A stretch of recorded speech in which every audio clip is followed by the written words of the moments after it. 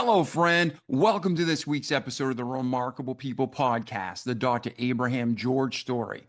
Some of you may have heard the name Dr. Abraham George from business. Some of you might have heard his name from the Netflix special that was made about his work, The Daughters of Destiny. Some of you may have heard about him because of the global work he did removing leaded fuel where children in the cities' lead content in their body was north of 50% higher than it should be. You're also going to hear about the man, his life story, his journey, how he was an officer in the Indian Army and almost blew himself up. And that led to his 50-50 plan that he's lived for life, which you're going to learn what it means and how it can apply to you. And then you're going to hear about how he started schools to give back and to help the less fortunate, the poor, and to raise them and develop them. And these concepts he's using, especially the 3 pillars of success, it's not just something for India. It's not something for Great Britain. It's not something for just America. It's common sense for the whole world that we can apply within our own homes starting today. So this episode is packed with truth and packed with stories and packed with information that you can not only be entertained with, but you can apply to your life. So at this time, get your favorite beverage, get a pen and paper, and get ready to learn from our friend and remarkable brother, Dr. Abraham George now. The Remarkable People Podcast. Check it out.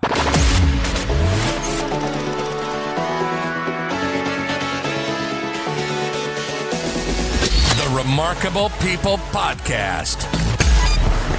Listen, do, repeat for life.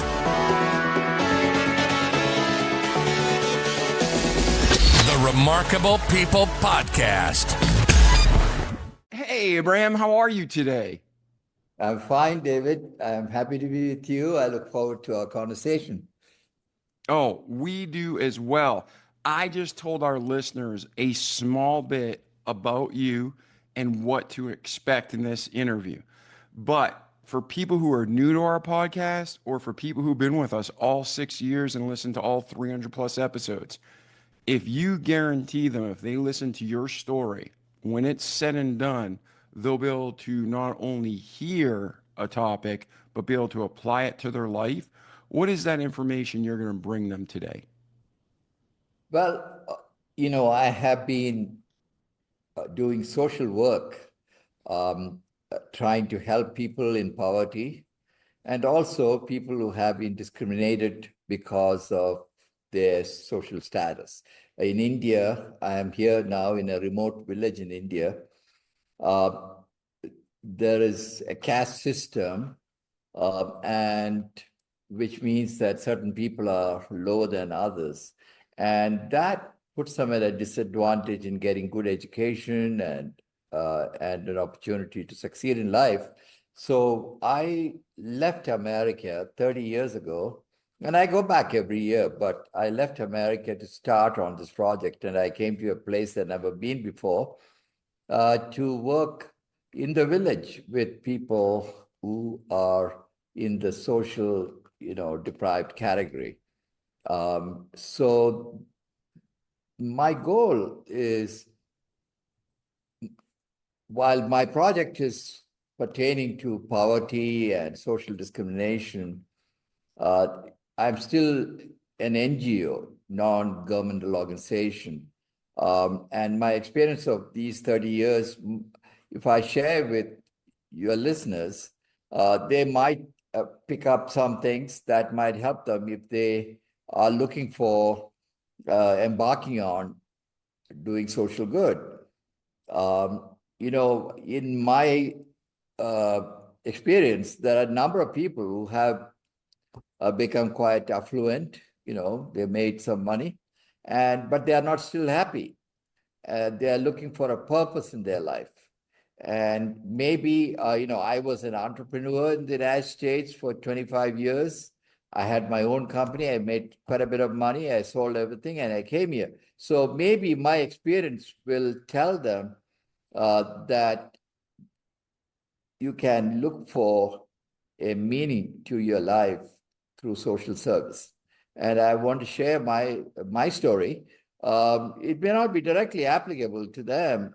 They may want to do something else.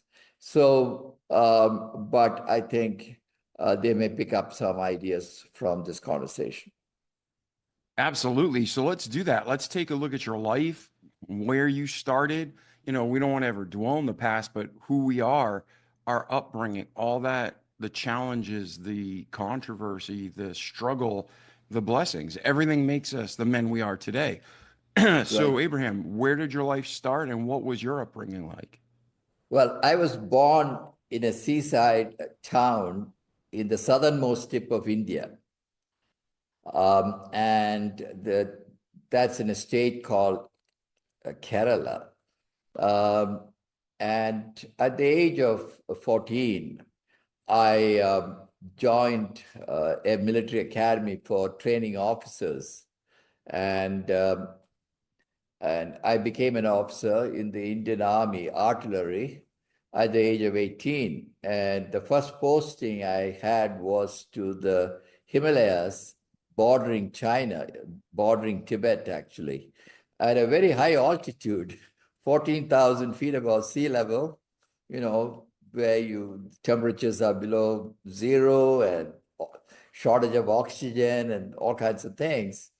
And I'll talk about what happened there. But um, I, in that part of my life, I realized that while military service is a very honorable thing, and I have no complaints about it, but I felt that this was not something I wanted to be in for the rest of my life. I realized from something that happened to me in the Himalayas that I need to devote some part of my life to social good. And so at the age of 21, I came to America to go to school. I went to NYU Stern Business School, and I did a couple of masters and doctoral work there. And then I joined JP Morgan.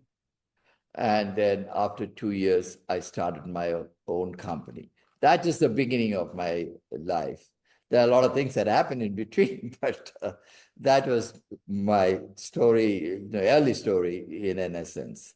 Yeah. And then from your family structure, did they support you joining the military? Was it required service? How did that work? No, it was not a required service. Actually, to become an officer in the Indian military is very, very difficult.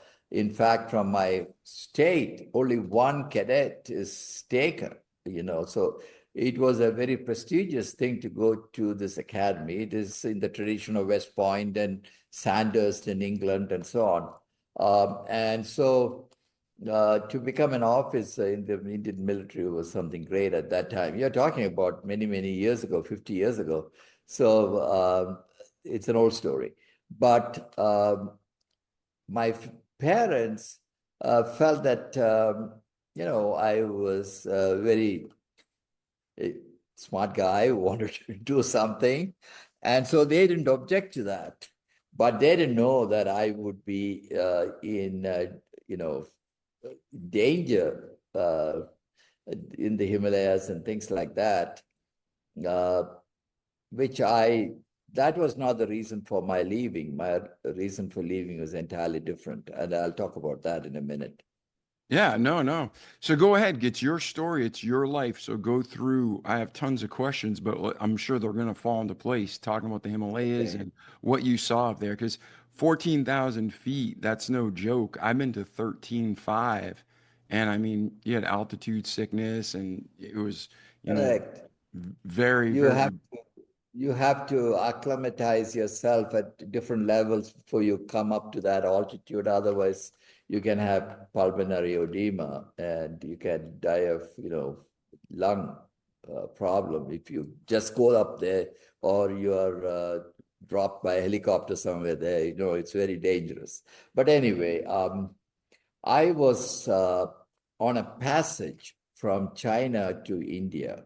That is a passage through which the Chinese invaded in 1962.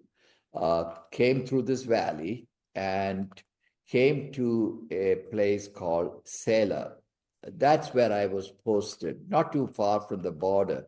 I was in the artillery, so I was slightly behind the infantry. And Sela was a beautiful place, absolutely stunning view, and the frozen lake, by the valley and everything else. It was, and everything is white, covered by snow. And I was there for 11 months. And during that time, my job was to blast the rocks, blowing up rocks to establish heavy gun positions. And so, and also underground bunkers to live in. Everything had to be below the ground because, it's a danger zone. And so I was working with the soldiers, blowing up all these things, and we used to joke about it. With all the blasting going on, we are moving the Himalayas, and, and everybody used to laugh at that comment. But and I used to climb another hill at that feet. That will take me to another 1,000 or so feet higher. And I used to sit on top. As an officer, you are not really blasting. I think the soldiers are doing the blasting. You give the direction and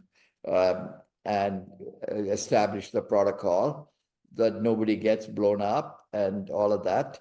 And I used to sit on top of the hill and watch down what's going on. And I watched the sky. The sky was below me.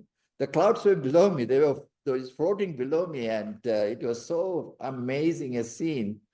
And sitting there for 10 months, every day, go up there. And you reflect on your own life. Though I was 18, I was quite mature. I had read a few books, I'll talk about that too, which had a profound impact on me. But sitting there and thinking about the purpose of what I'm doing, I was trained as an officer to kill the enemy. And then I began to ask the question, do I want to kill people? Sure, if they're attacking, I need to defend the country, but is that a profession I want to be in? Though I was a very, very successful officer and everything else, I felt this was not my calling. And, my friends, my comrades, they used to talk about dying for the country and things like that. And I wasn't prepared to die for anything other than, defend the border and protect my soldiers. So that was the period I made the decision. I was barely 18 or 19 when I made the decision that at some point in my life, and actually I coined something called 50-50 plan, and I'll talk about that too. And I made a decision that at some point I will leave the army and pursue some other career, which will enable me to serve poor people. And then what was it? Did you see indigenous people on the Himalayas, or what made you get to that point? Right. The people who live there are the tribe called Mompas. Mompa. That's a Tibetan tribe. They are essentially Buddhists, followers of Dalai Lama. And just so that you know, when the Chinese came to his place, monastery, and came to take him, he escaped. And he came through this valley and from a town called Tawang, which is a border town. These are all historic places. Dalai Lama walked all the way and came via Sela and to finally end up at a lower altitude, 8,000 feet, a place called Bomdila. And that's how he escaped through that valley. And I didn't have much to do with the Mompas, but there have been very, very interesting experiences I had going to the village to fetch a few chickens. The Mombas were living at a lower altitude of 8,000, 9,000 feet. They were not living at 14,000. So I would take my Jeep and go down and exchange rum for chicken. That's just one of those joys of living there. I used to do it once or twice a month. Come back with a few chicken, and we have a nice dinner. So and there have been amazing experiences I had with the Mompas. You asked me about indigenous people. The one event I need to tell you is that I couldn't talk to them. They speak some other, I think, some other language. I'm not sure what language they speak, Tibetan language. And so I couldn't communicate very clearly, but I used to speak also Hindi. So I could say something and with my hands and everything else, and I show the bottle. And I mean, people can understand what you're trying to do. And I show the chicken, I want this chicken, like that. Yeah. But one time when I went there, the whole village was crowded together in the center of a field, and they were chanting, and I didn't know what it was. So finally, I got hold of someone and I asked him, and they said they are preparing the burial of one of their people. And then I found out that the custom is to cut the body into 114 pieces and lay it on a stretcher type of thing with flowers and everything, and they carry it to the river and feed the fish. And that amazed me too. Why do you want to burn it or bury it? Give it to another living creature, the fish. And that was their custom. So even though they were not educated and so on, they had some traditions and ways of living with nature that appealed to me. I didn't want to question them. I wasn't there to judge them. One could say it is so repulsive an act, but no, they found it as their duty. And so that is one experience. I had many others too. But if you want me to talk about what happened to me in the Himalayas, I'll be happy to say. Yeah, absolutely. The things that happen to you. So Right. everything that happens to me, everything that happens to you, we can learn from one another. So the things that Right. influence your life to the man you are today, absolutely, if you feel like sharing them, because then our listeners can not only connect, but can learn from the experiences as well. And we can all be better people. So if anything happened in your childhood, anything happened as an officer in the Himalayas, definitely share it. And then we'll just keep moving forward chronologically through your life story. Right. Our soldiers, American soldiers, had been in Afghanistan, and Iraq, and so on. That type of terrain is different. That the kind of people you're dealing with is also different. Here, you are in a no man's land, and you are surrounded by these mountains. Amazing a mountain, some distance away is Mount Everest, for example. And so it is so majestic, and you realize how infinitely uh, small you are, in this universe, and at night the wind blows through the valley, and it's so shrieking sound. You get scared, and by the sound itself. And then by morning, you could be totally covered by your tent could be totally covered by snow. That much of snow has fallen. And if you walk 10 feet, 20 feet, you are short of breath. So it's a different life. And well, you are very young, so you could endure all these things. And I know I didn't even have a bath for a couple of months because you couldn't take your clothes off. It was so cold, and there is no bathroom, nothing. You had to melt ice to get water, and warm it up with so much of there is no wood to burn. You have to burn it under a stove, over a stove, and so that's a different life, and your fingers are all frozen all the time, and your ears are all frostbitten. So you go through all these experiences, but you endure it, and you are a leader. As a leader, as a military officer, you have some 300 people, in your command, and you have to make sure that you protect them. You do everything for their welfare, and make sure you know, they don't suffer the cold too much. Everybody's going to suffer the cold, but you have to do the best you can. So that's what I was doing, looking after the men, and we work. In fact, the first day when I woke up, the military rule was we had to wake up at 6:30 in the morning. And when I came to the parade ground, everybody was shivering. It's so cold. And I said the very first day, hey, no more 6:30. We'll start at 9 o'clock. And we will end the day at 3 o'clock before the sun sets. But between 9 and 3, we will work so hard, we'll put in a day's work. And it happened. The soldiers wouldn't stop. They wouldn't even stop for lunch. They put in that, 6 hours, very, very hard work. So, sometimes you have to follow the rules. I mean, you don't follow the rules necessarily what the army says. You do what is good for the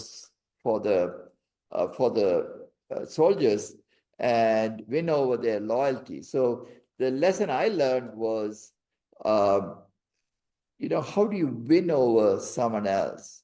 Not from your authority, but from the fact that they respect you for what you are. They appreciate the caring you give, and the interpersonal skills that you have.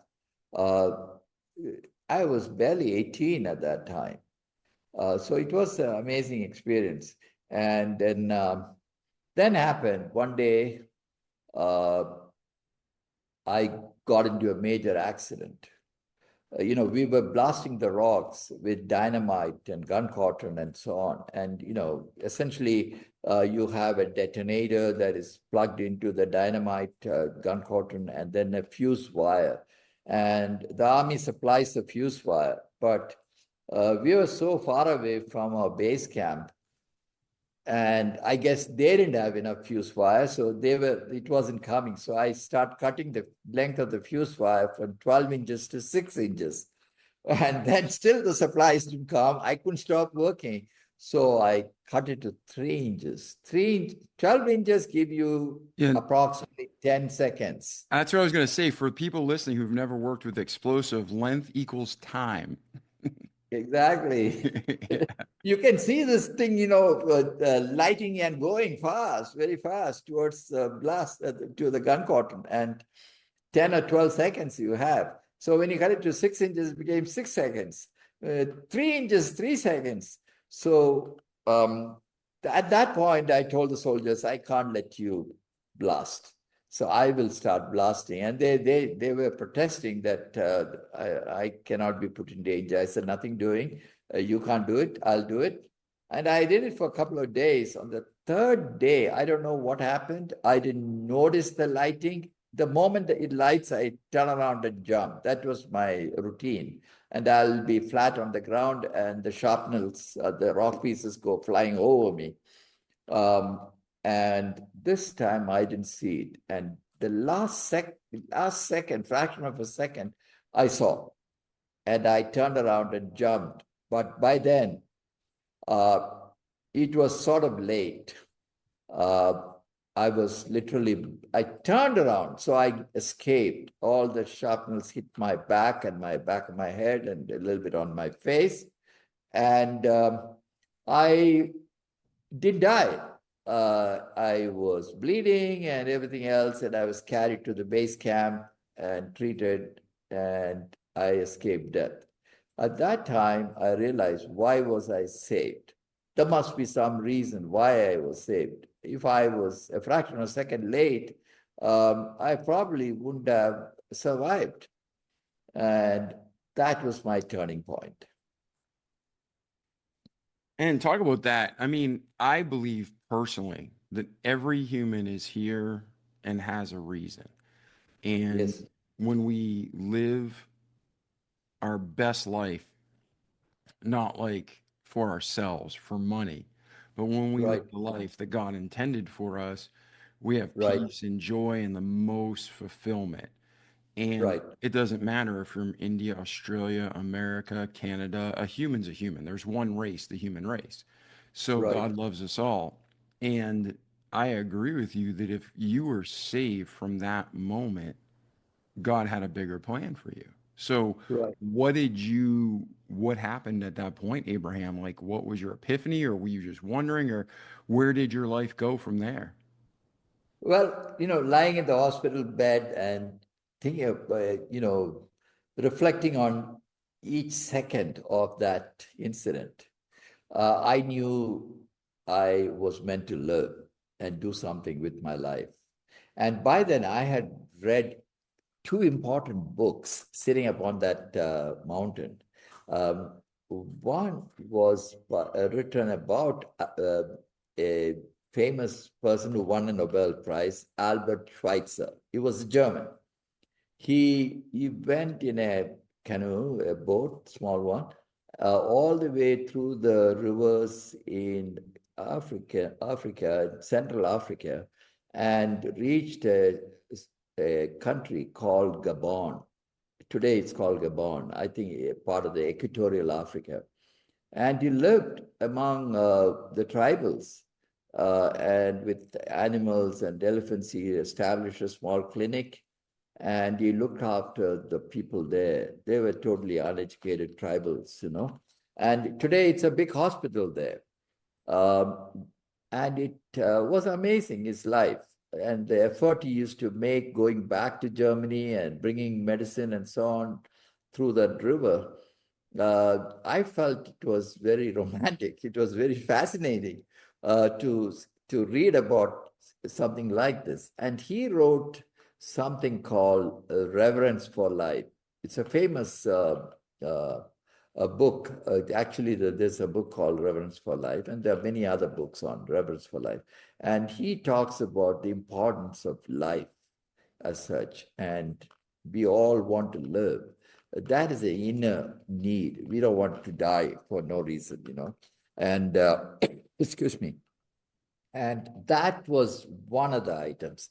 And he talks about serving people and helping others live. And the second book was a person, Bertrand Russell. He's a philosopher. Bertrand Russell is an American philosopher. And he wrote uh, the history of Western civilization or culture or something like that. And there is a famous line in his book which I was um, taken by, and that is there is nothing right about war. It is about who is left.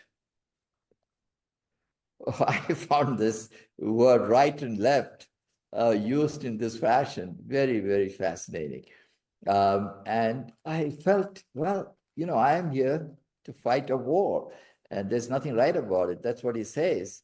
And of course, it's a politician's job to come to a compromise and avoid war, but we as soldiers don't have that a say in it. But I didn't want to be pursuing the rest of my life in that profession. So that's how I decided to get out. And it took me 3 years to get out of the military at the age of 21. I got out of the military. By then, my mother was working in the United States. Um, and that's another story. And I joined her in Alabama, of all places, Oh, in the that's deep 19, south. That's deep south. 19 Man. imagine 1960s, during George Wallace. He was the governor. he blocked the entrance to University of Alabama for black students from entering. And I was in the midst of all those things. Yep. And then soon after that, the hippie movement and the Vietnam War. I was in the middle of all those things when I came to America in the 1960s, late 60s and 70s. And Yeah. but And just anyway, for our listeners, I want to make sure we put this in perspective, Abraham, because right now I live in Pensacola, Florida, and yes. I live 20 minutes away from the Alabama line. And Oh, there's one race, the human race. But I don't care what country you're in, there will always be bigotry, there will always be bias. That doesn't make it right, but it makes it part right. of our sinful human nature. It's a sad reality. Correct. Just recently, I have a friend, and then there's another acquaintance in the group. Like they're friends, but I'm more of an acquaintance. And it's in 2025.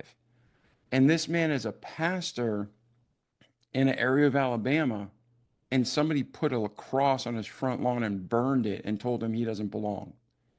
Wow. So there's areas of the country, there's areas of the world that there's just more bigotry and hate. And Alabama is a great state and has great people. But Right. where Abraham was, if you do any kind of reality reading, not the biased garbage from CNN, but it Yes. really did have a ton of bigotry from the governor down.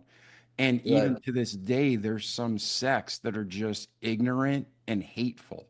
So if you were living in it as an Indian during the 60s, what kind of daily life did you have? Did you, like, when you were out in public, was there pressure? Did you blend in? Like, how did that work?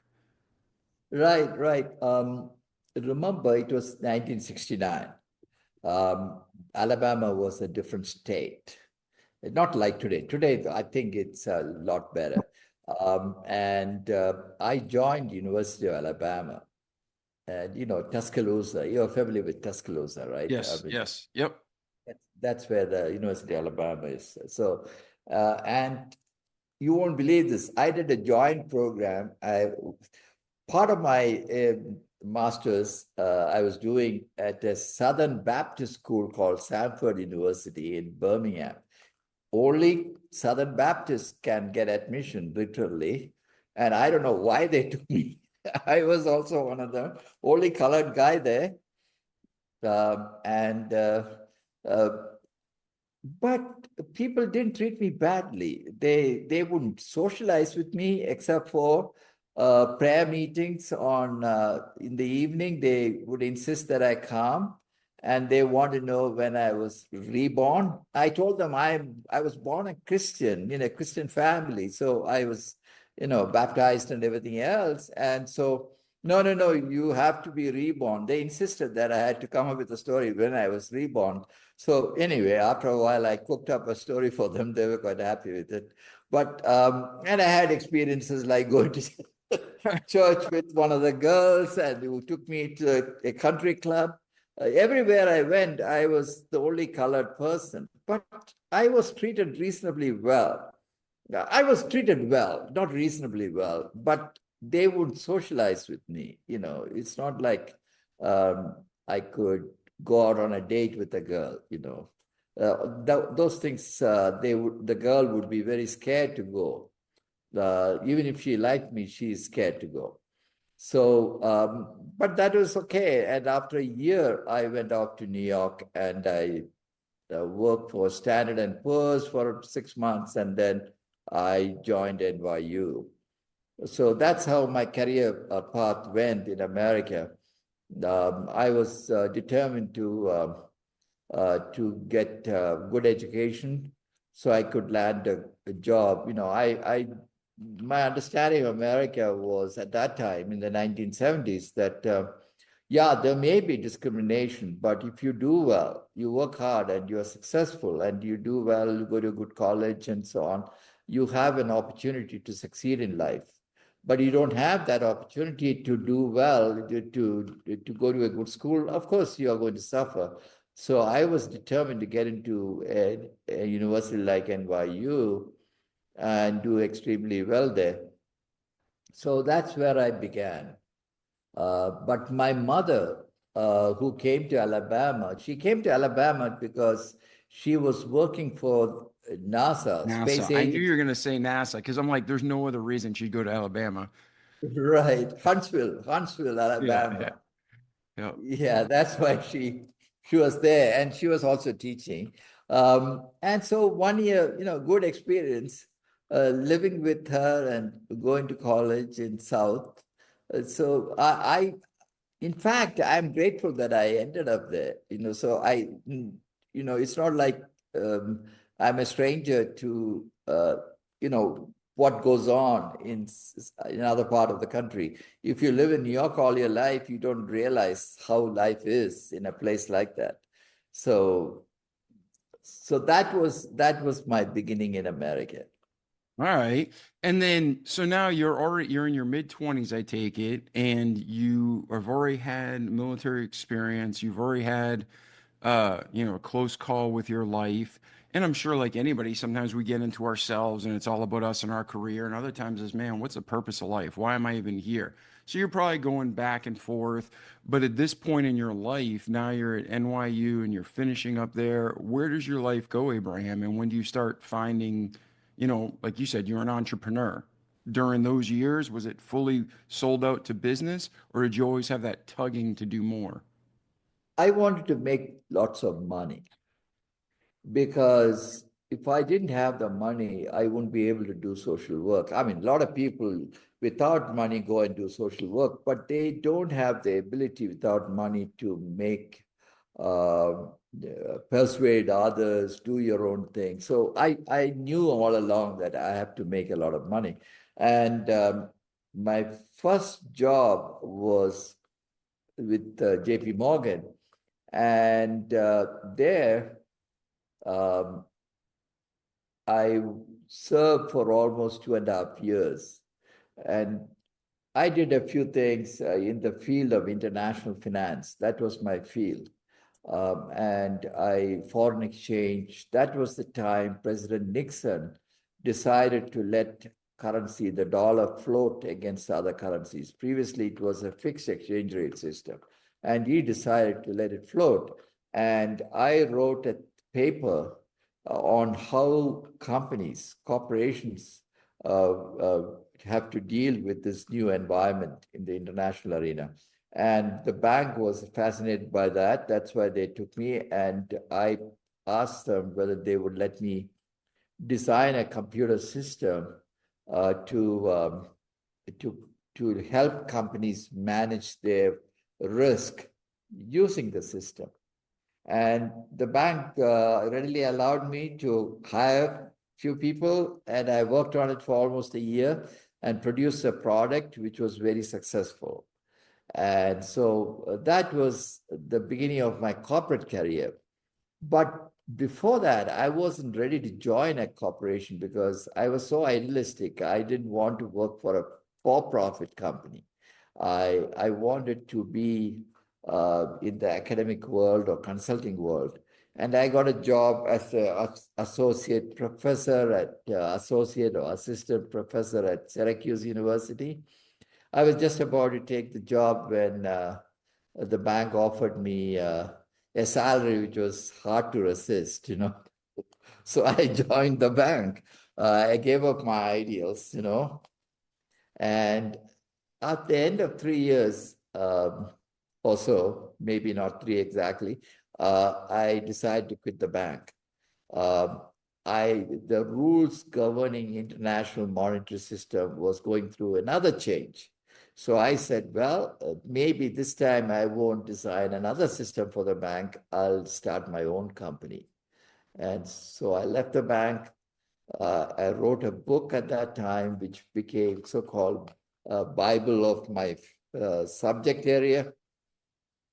And it took me a couple of years from the basement of my apartment, working with my brother and a bunch of people from Bell Labs. Bell Labs was the research arm of AT&T, the very famous research lab, where many Nobel Prize winners came from Bell Labs.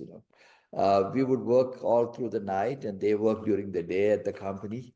And we worked for a couple of years and produced another product. And this was the beginning of my career. But it was very hard those days. There was no PC or anything. Everything was dialing up to a mainframe. General Electric had a mainframe and a couple of others. And you are dialing through a dumb computer with a telephone coupler at the back of it and communicating with the mainframe where your program resides. And a company with a lot of subsidiaries, they will all be dialing into this. And it was expensive.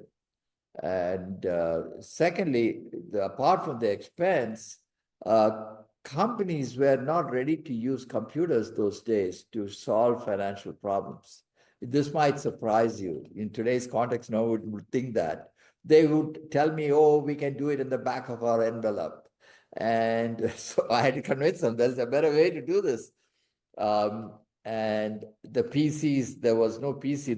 There was a PC with big box, and you had to literally carry them around if you want to demonstrate it. So that was an era, 1970s, late 70s, when I was trying to break into the corporate arena and compete with major banks. And it took me almost 15 years to break through and become successful. From a team of 4 or 5 people, we grew to 150 people. We had offices in New York at the World Trade Center. We had office in New Jersey, California, London, and a representative in Brussels. So we grew quite a bit, and we were the market leaders by the time I decided to sell my company in 1995. So you are going through and you're making a product and you're making money. You decide to sell in 1995. Was it just the right opportunity? Did you get burned out? Or were you starting to get that itch again for there's more to life than money? Right. No, I remember I said something about 50-50 plan. What I had decided in the mountains, I divide my life into 2 halves. First half of my life, 50 is not an age or something.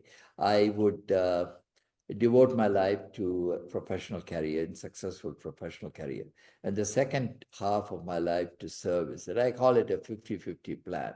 I thought I would live 60 years or 70 years. So I wanted to get out of it before I was 40, but I couldn't. I hadn't made enough money. So I kept doing it, and until I was 49. And I said, this is it. Whatever money I've made, that's all I'm going to make. I'm selling off my company, and I am going to serve people. So that was, it was that 49, I didn't want to become 50. So I left. I sold my business to actually a Fortune 500 company called SunGard. And SunGard, um, kept me with the company as a vice chairman of that division and all that. But after 2 years, I said, I'm not doing any work. I'm taking their money and really not doing anything. So I resigned from that also. And I had many, many clients from Eastman Kodak to General Electric. And actually, one client was the Mormon church, the LDS church. They hired me to help them manage their finances, international finances. That was another experience of my life. Yeah, they're a huge institution. I mean, I'm not pro Mormon church in any way, but as a Right. business, they're a force to be reckoned with. So, Yes, they had, what amazed me was they had a storage depot, okay, size of 2 or 3 soccer fields. And you can drive your truck into it, and you can go through the aisle, and you know the that building's got so high to reach the top of the shelves, you need some kind of a lift. And Um, and they supply uh, practically everything you need in a disaster: food items, clothing, blankets, everything. And they put it into containers, 40-foot containers, to ship it all over the world. So I found this amazing, the way they were serving. And I understood that the Mormons were contributing from their personal wealth for these type of activities. So though I never became a Mormon or anything, I was accepted by them for first because of my, they knew that I'd done a lot of good work in the field, so they took me. But then I developed their trust. So I was aware at one point. I was aware of the Mormon Church's finances throughout the world. Of course, I signed a non-disclosure, and to this day, I have not even spoken about it to my wife. Uh, but um, but I was given privy to all that information to help them manage it. So that was another great experience. Yeah, So so I had many it's others like that. it's interesting. So when you're in the military in 18 to 20, you're with Buddhists, and then you're in college with Baptists, and you get out in your career and you're with Mormons. Where does your life go from there? Well, it's a God's, set my destiny. Everywhere I went, I had only one goal, and that is do my best, do my best. When I work for the Mormons or the Eastman Kodak or General Electric, I want to do my very best for them. It wasn't about money. I made money, but it was about doing a very good job. So I followed that principle, and apart from my software application and so on, I was also doing consulting. And then one day I got a call from Credit Suisse, First Boston. First Boston was an investment bank, Boston based. They were bought up by Credit Suisse. I got a call and they said, we want you to work for us. I said, I can't work for you. I got my own company. Okay, then be a consultant and help us, sell the idea of management of international risk to our clients. And it's an additional service we want to do. So I worked with them for almost 6-7 years for Credit Suisse. And if you don't mind, I'll tell you my first experience with Credit Suisse. After 1 month of working for them, I had said I was not very interested in working for the bank. I said I have 4 conditions under which I'll work for you. Is the managing director there? He said, "Tell me what they are." I said, "Okay, you have to have the name of my company along with Credit Suisse in the name of the division you are creating or the department you are creating." So Credit Suisse, First Boston / my company, MCM, they were stunned by that demand, because Credit Suisse has never given another company, certainly a tiny little fellow like me, in their name along with my name. That was totally arrogant to demand. Yeah, but at But this I point in your life, you got nothing to lose. You don't really want to work anyway. exactly. So So I laid out that. Second, I said, okay, you have to give me an office uh, with a nice window. They had a Park Avenue office with a good view. They said that we can do. So that was not a problem. And then the third one was, I said, I have to have a 6-figure salary. He said, that also we can do. They are very rich organizations. So those were not really issues for them. The fourth one was a little tricky. I said, you had to give me shares in the new company. And I should be able to sell those, put those, their shares options. I can put it to you and walk away with whatever money I get, with the value based on some formula. That was a little tricky, but even that they agreed. But the first one, their name thing, they had to send it to Switzerland for approval. And you won't believe, after 2 weeks, it came back with, go ahead. So I won all four. Nice. Yeah, you miss 100% of the shots you don't take, so might as well ask for all four, and it worked. Right. And then I was called by the president of the bank to come to his office. That time, the president of the bank was Archibald Cox Jr. I don't know whether you remember the name Archibald Cox. He was the attorney general, or not attorney general. He was the lawyer or the government prosecutor who investigated the Watergate President, break-in.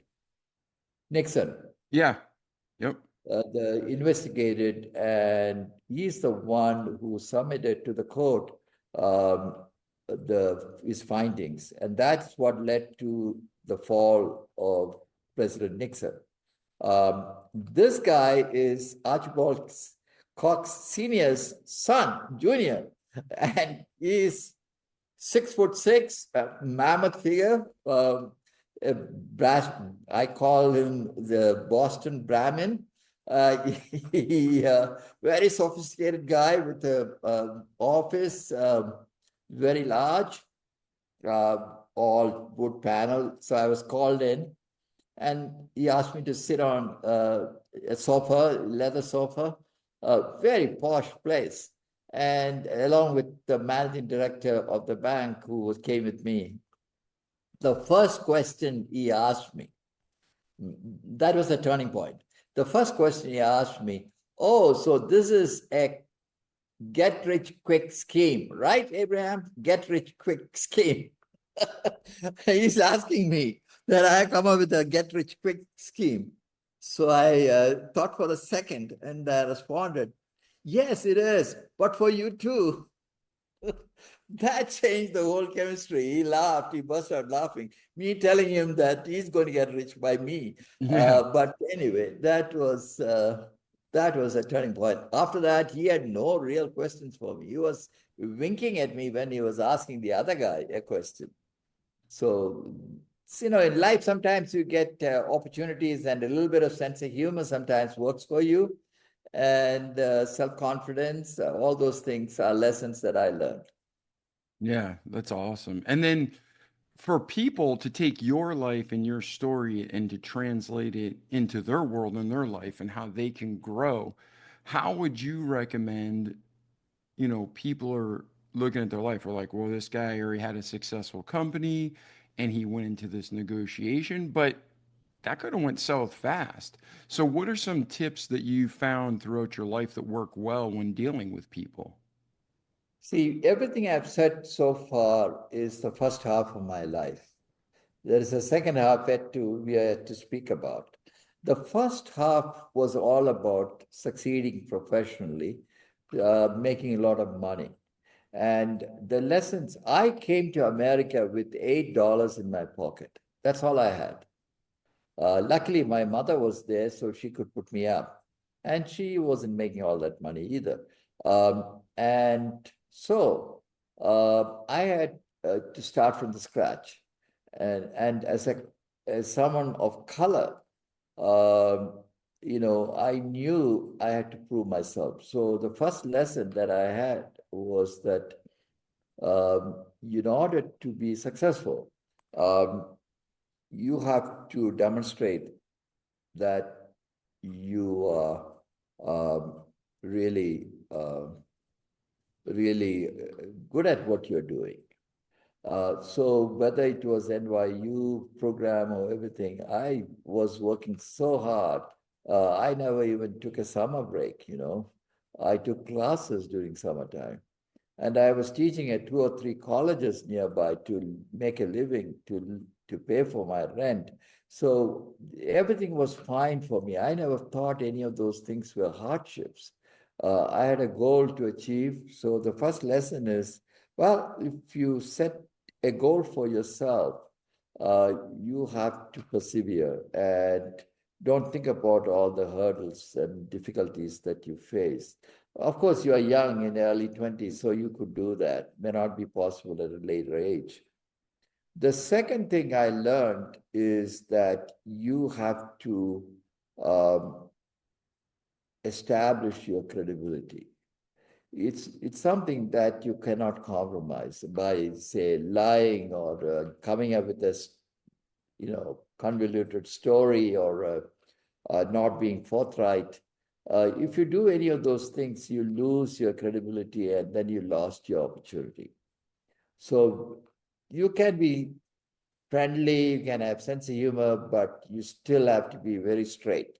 And I followed that golden rule from the very beginning, with whether it was with the bank, whether it was with the investment bank, with my clients, always be a straight shooter, tell them honestly, but politely, politely.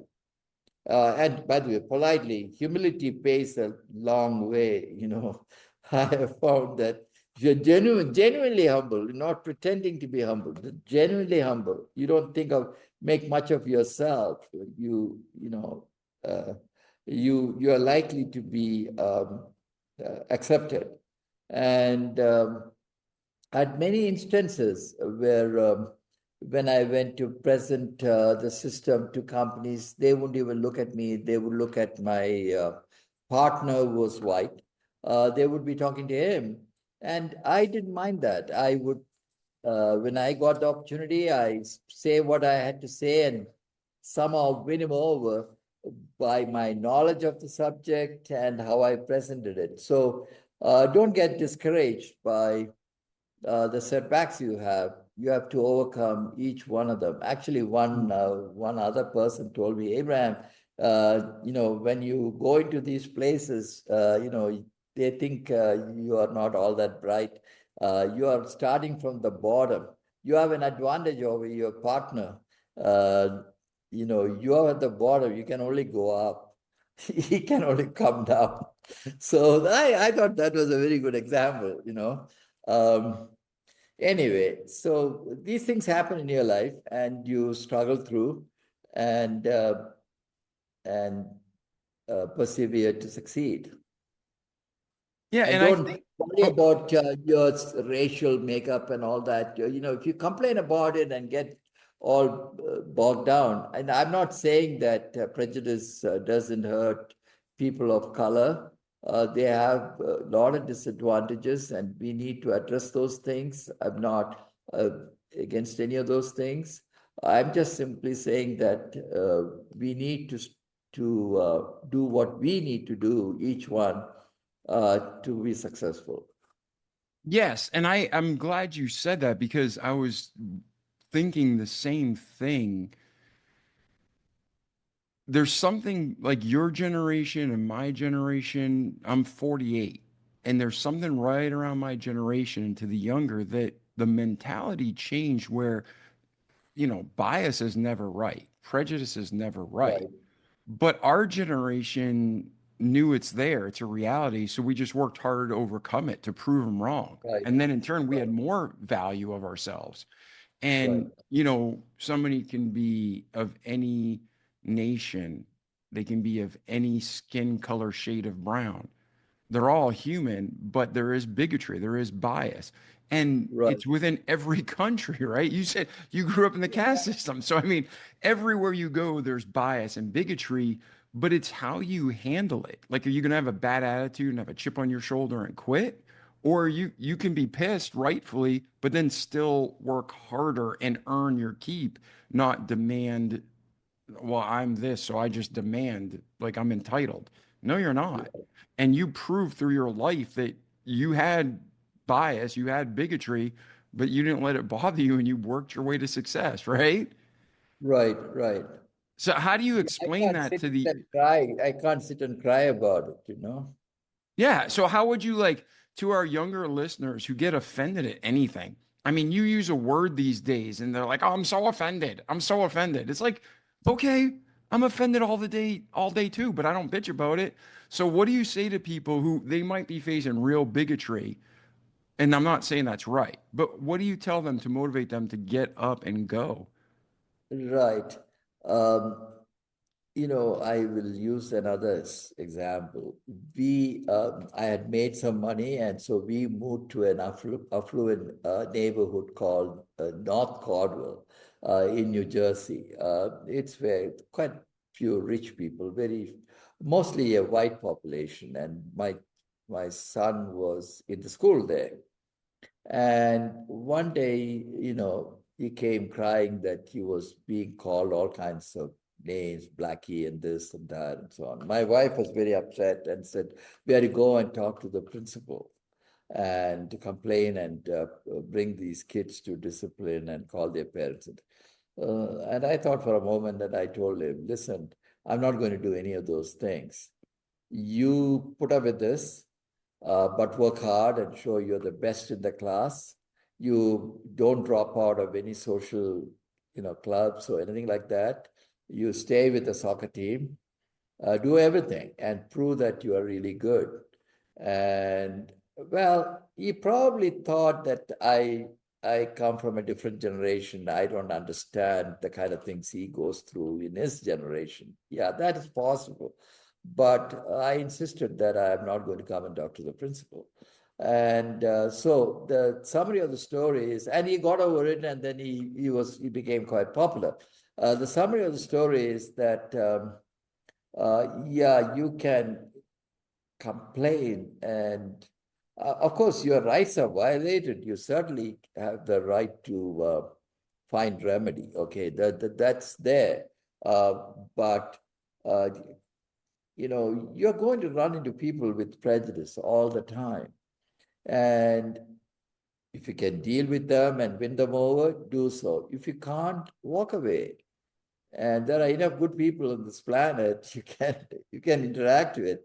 And so don't get bogged down and get into fights. So to the young people, I would say, prove yourself with your hard work, um, and deal with these incidents in a calm way, um, and don't get all that upset, and prove that you are just as good, if not better than them. Yeah, I think that's great advice. I really do. Um, so let's do this. We just dealt with your life, the first 50 of the 50-50 plan, and we're about to go into your second half of life. Before we go into the second half of the 50-year plan or the 50-50 plan, is there anything, Abraham, that we missed between your birth and that cutoff point that you want to discuss? Well,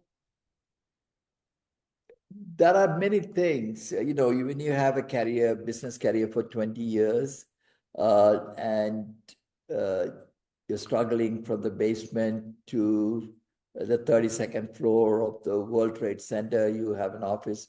There are so many events that take place all along. But the most important lesson is that uh, you bring your team together. You you make sure that you have the support of all the employees, you treat them well, and you innovate, and you uh, produce a superior product that nobody else has. All that you have to do, work hard. And in that process, there'll be many, many incidents that take place, which uh, it's part of your life. I wouldn't like to talk about any of them because they are so insignificant for me. It is just that I had to get through each one of them. Okay, there have been instances when somebody insulted me racially. There are some instances where people didn't keep their word. Well, you have to deal with these realities of life. That's part of things you have to do in your profession. But in each case, you do your best, show that what you have to offer is something of value to the other guy. Don't start thinking about yourself. You have to to demonstrate to your customer that if you use your application or your advice, they are going to be better. And I often tell others who work with me, see, when you're working for a company, XYZ company, you really are working for the manager or the person you are interacting with. You are not working with brick and mortar. You know, sure, Eastman Kodak is a big company, but I am really working for the manager of finance or the treasurer, the assistant treasurer. I have to make sure that his goal is achieved. He looks good. Don't talk about Eastman Kodak. Talk about him. Uh, Help him achieve his goal. Make him look good. And you don't have to take all the credit to yourself also. So with that type of mental attitude, if you approach and you win over the other person, you're likely to be successful. My entire career, business career, I would say, uh, was what it was. I grew from nothing to several tens of millions uh, because of the confidence I was able uh, to get from the other person. Where the companies, over 100 Fortune 500 companies were my clients at one point. And in each case, there are so many incidents there too. In each case, they talked to me, and I give a commitment, it will be done.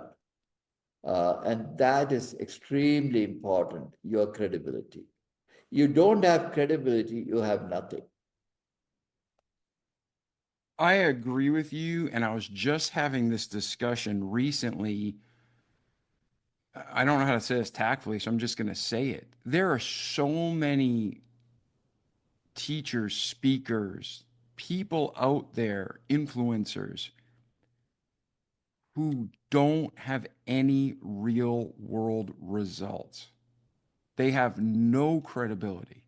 All they do is sell themselves and this motivation, and they're just rehashing and regurgitating Dale Carnegie or, Jack Welch or Donald Trump or Abraham George, or all of truth comes from God, right? Two plus two is Right, always four. So they truly have no skills. And see, you're talking about the importance of this and you've done it.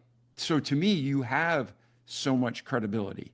And these people, they literally have multi-million dollars and they spend it each month on their private island. So they have made a ton of money, but when right, you really follow the trail, it's an empty bucket. It's all smoke and mirrors. So, right, talking to people today, when you're coaching and you're consulting about credibility, it's difficult because you're trying to tell them probably to do the right things for the right reasons, build a solid foundation. And they're like, man, right. that's going to take a long time, where I can do it this guy's way. But at the end, that's empty and result and fruitless. So for the people listening, whether they're right out of college or there's somebody in their 40s that feels stuck in their career, talk about how do you build credibility with your customers? Because if you're doing it, it's probably so common sense. Duh, bring them results, keep your word, make it happen, right? But how Right. did you really build credibility, whether it was a mom and pop or a Fortune 100? Right. We were a very small company and we grew, right? Along the way, you come across many techniques, how to sell better, how to convince, how to do a closing, how to negotiate, how to be a good public speaker. Sure, you need to get all those skills together, but all those things are fine unless you have the credibility and you win over the other person, he trusts you, he respects you. Yes, respect you for your knowledge. That is also important. Your ability to solve their problems, because companies, they want to hire someone who can solve their problem, whether you're an employee or a consultant or an application you're giving. So that is given. If you can't do that, you are not going to do well.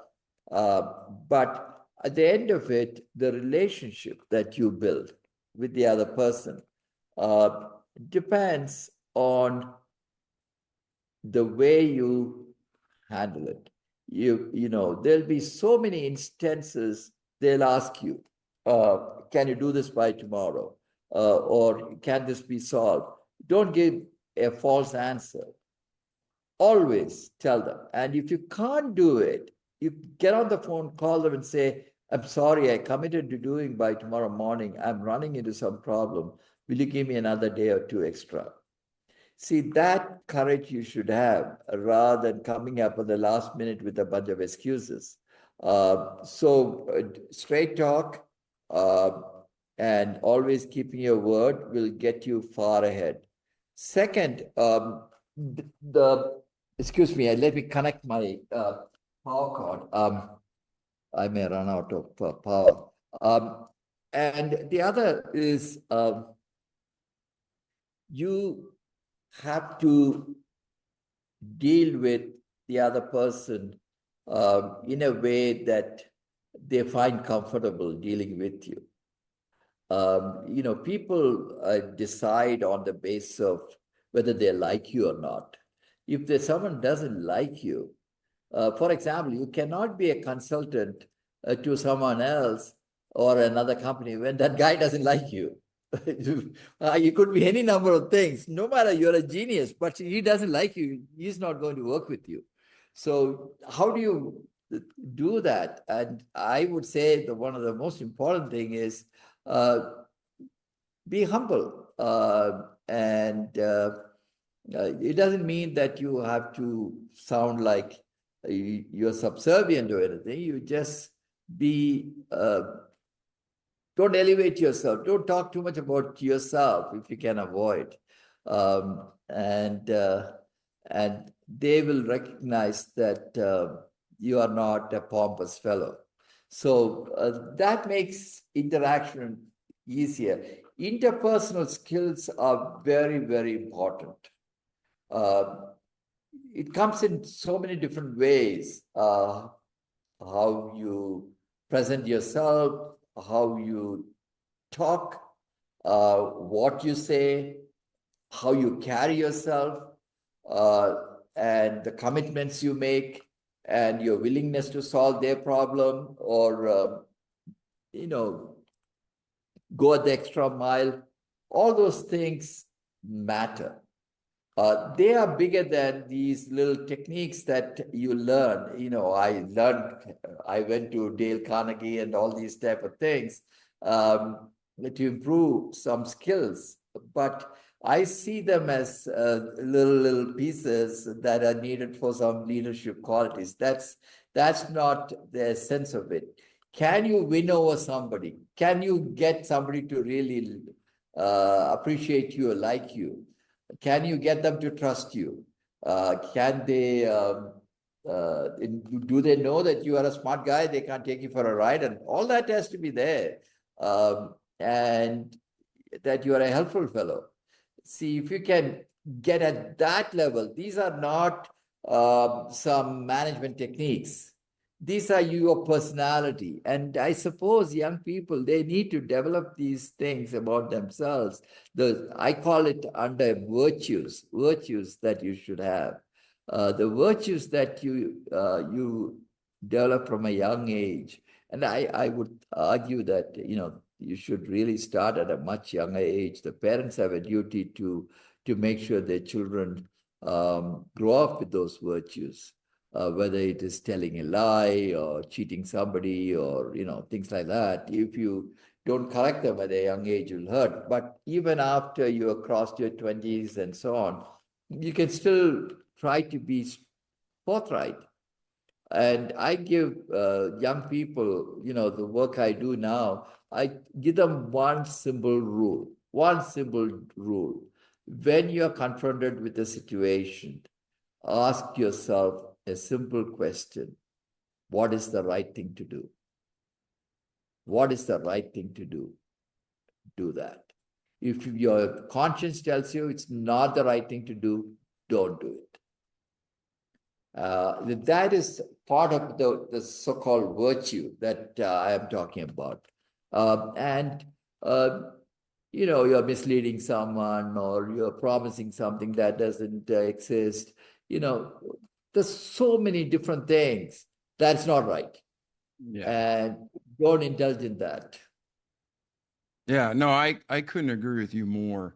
So I hope people, you're listening to Dr. George and you're hearing what he's saying, because true success isn't just money. It's in your heart knowing you did the right thing for the right reason, like George, Right. like Abraham was just explaining. And when you do that, you will ultimately be successful. Now, there's a lot of other skills to Sure. acquire wealth. And like you said, like Dale Carnegie, he teaches you how to communicate, but he's not Right. teaching you how to make false promises and, like, the saying, fake it till you make it. That's bull crap. You don't Right. promise a customer something until you can deliver, in my opinion. But Right. I really appreciate you, Abraham, and the time we spent together. Now, ladies and gentlemen, we're take a short break.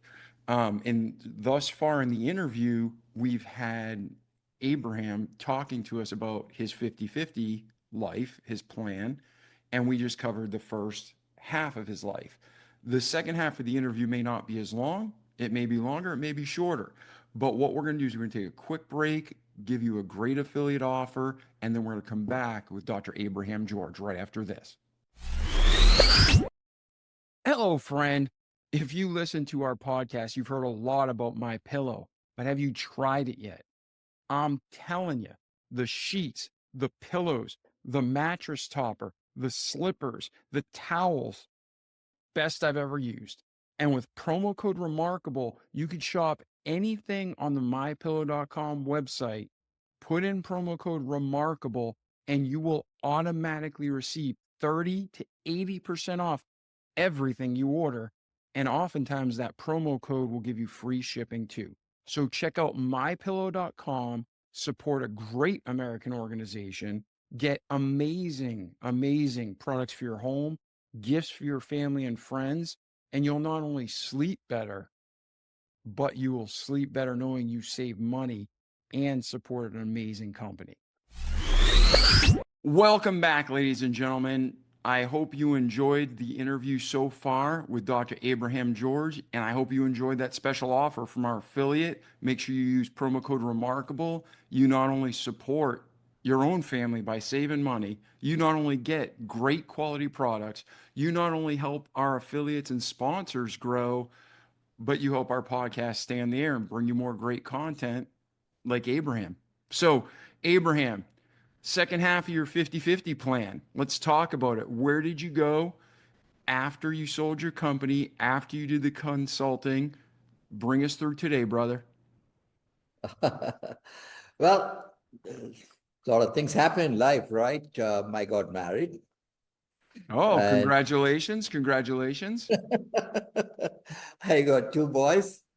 One of them is full-time helping me in what I'm doing today with our social work. The other boy is in Portugal doing something of his own. And one day he too wants to join. So my wife is here with me, but when I decided to start my second half of my life, which is service to others. And in this case, I chose to serve the poor, those who are deprived, and those who are deprived for reasons of social injustice. In India, it's a caste system. I could have been in Africa, but I chose India because someone said, "You'll help me get started." Otherwise, I would have probably gone the direction of Albert Schweitzer, working Gabon or something. It didn't matter to me where I was working, as long as I'm helping human beings. Um, anyway, I had a career of over 20 years. And during that time is when I got married and I had my children and all of that. And we made money. We are living quite well off in New Jersey, western part of New Jersey. near Morristown. People who are from that area would know Morristown. Um, and all along, throughout my business career, I was trying to figure out um, how I can serve poor people. I was looking for stories of what someone else has done, how the struggles they have gone through. In fact, going back to my doctoral period, studies time too, I was looking at what makes a difference in the life of poor people. During the 1970s and so on, I don't know whether you had read about it. The whole poverty program was based on two basic uh, pillars. One is foreign aid. They want to get countries who are poor, and there were lots of poor countries, very poor countries, including India. And they are looking for bilateral help from rich countries or World Bank or IMF and things like that, or your UN. So foreign assistance was one of the major ingredients of their recovery. The second was that there was some assumption that you could uh, give some level of education and poor people will do all right. And the yardstick the government used to use was literacy, whether they're literate. And in India, for example, whether you're literate is decided by asking you whether you can add 1+2 or you can read a signpost. And then the government will write he's literate. And the World Bank will publish those statistics. 30% or 40% of the population is literate. Absolutely meaningless because they are not ready for any professional jobs, beyond the kind of menial labor they do. Farming, of course, they could. And in India, 70% of the people live in the villages, 70. And during those days, most of the people were working for some landlords, few of them in every village. And they are laborers. Most of them are seasonal laborers. In other words, at the time you have to plant the seeds, they are hired. Then they are fired. And then they come back when the time to harvest it. They are hired again. So, it's a tough life for them. And that's a struggle they went through. And almost 60 to 70% of the people were living less than $2 a day, families. That's a level of poverty that was there. There was famine at that time in the 70s, 60s and 70s. And social discrimination. That was another thing which is based on caste system, which got established in some form almost 1,500 years ago. And again, it's an oppressive nature of that discrimination. In other words, rich people wanted somebody else to do certain jobs, and they expected some people to clean their latrines and bury their cattle who are dead and so on. And they were called untouchables. They were not allowed to enter your house. They could touch any utensils that you use. You can't take water from the wells that you drink. So you can't travel in the same bus, or you have to sit at the right at the back somewhere. Absolute indignity. And they have endured it for 1,500 years. And when you go through that type of situation and government establishes some schools in these villages, they are of sub quality. They don't really learn anything. They can't get into any good colleges. And so they don't have an opportunity to succeed. They keep on going back. Their children go back to the same hut. And it has never broken. So I wanted to change in a marginal way, small way, uh, and demonstrate to the world there is a better thing you can do to change the status quo. Yeah, no, I absolutely agree with that. So when you're looking at poverty, there's so many aspects to it. And within every country, there's variables. Correct. But when you're focused on, you decide to go back to focus on India, correct? Right. And you were like, we want to help. What was your process for identifying where to start? Because, to me, where there's no vision, the people perish, right? But he that keepeth the law, Right. happy is he. You need to have that vision. And then you reverse engineer the steps and then you work the plan and you make it happen. So now that you kind of had a vision forming, what were your steps to make this a reality? A very good question. Each person or each NGO has to decide what is the area they are most interested in. I was interested in education as the tool to bring about a transformative impact on the poor. I felt during my early years in America, where I had a good education, that's what gave me a good future. So if poor people, even the untouchables or the people whom I'm talking about, the discriminated people, if they could get an excellent education and they could go to a good college, they will succeed and they will then carry their children along with them and into prosperity. And then it multiplies. They will help their, cousins and brothers and so on. And before you know, each person that you planted the seed on would have helped in 30, 40, 50 years, 100 others. So it's a multiplicative effect that I felt would transform society because there are just too many people you can't individually change them. You can feed them, but they will still be poor tomorrow. They'll still be hungry the day after. So there's nothing. But education, if you give them good education and they become successful professionally and they get good jobs and they carry their families and so on, it will have a permanent and a wide impact. So that was my starting point, my model.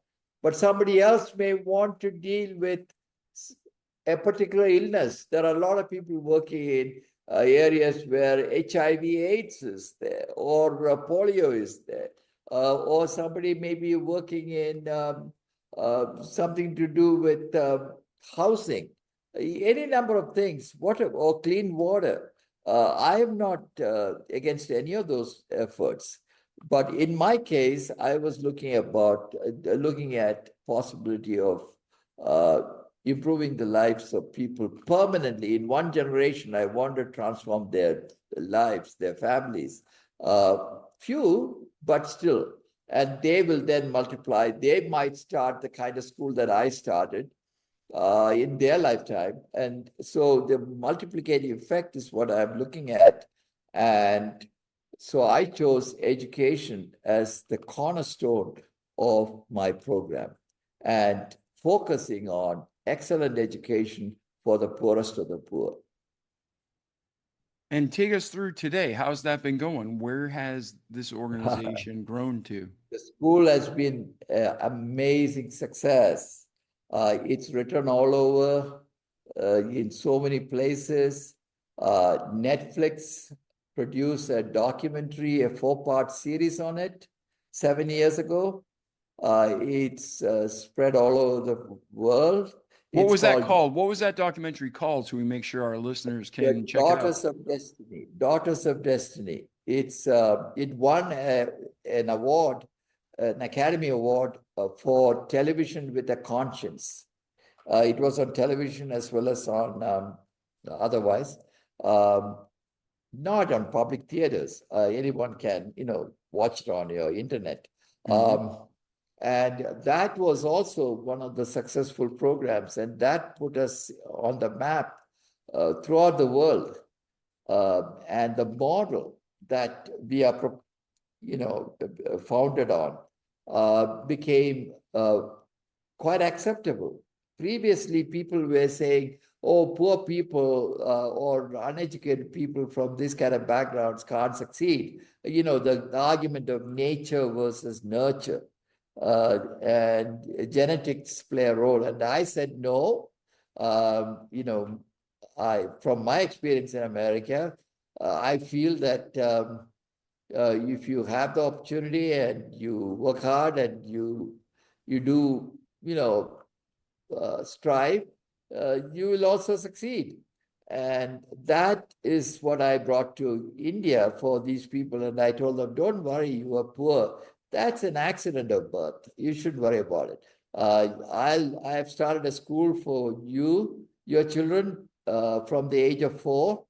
By the way, it was called Shanti Bhavan. Shanti means peace. Bhavan means home, a house of peace.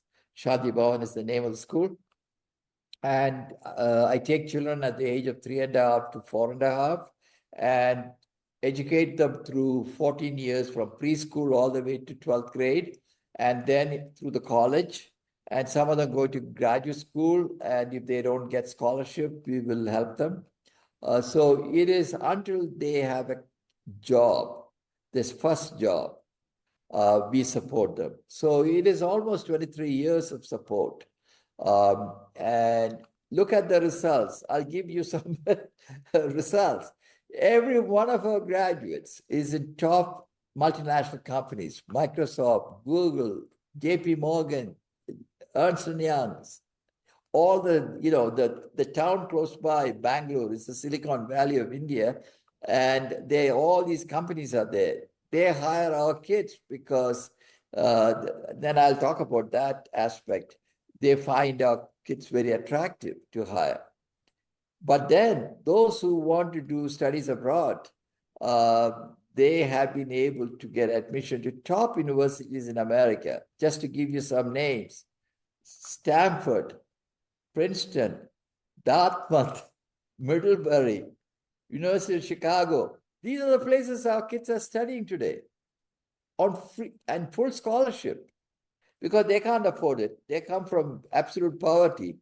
But they get 95 percentile in SAT and over 90% in their high school grades.